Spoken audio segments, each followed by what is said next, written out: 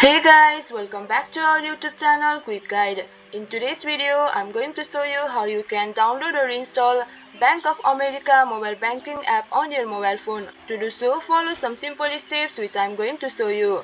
Firstly, make sure your device is connected to stable internet. Now open Play Store or App Store and in the search bar, search for Bank of America and you can see the application here, Bank of America mobile banking. Click on the application and over here click on install to download or install it. It might take some time to get downloaded depending upon the internet speed.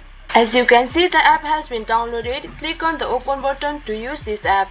You can either click on get started or login button to use this application. So that's all for this video. If you find our video helpful, please leave a like and please do not forget to subscribe our channel. And also hit the bell icon for latest videos and drop a comment for reviews and more content like this. I will see you guys again in our next video. Thank you for watching.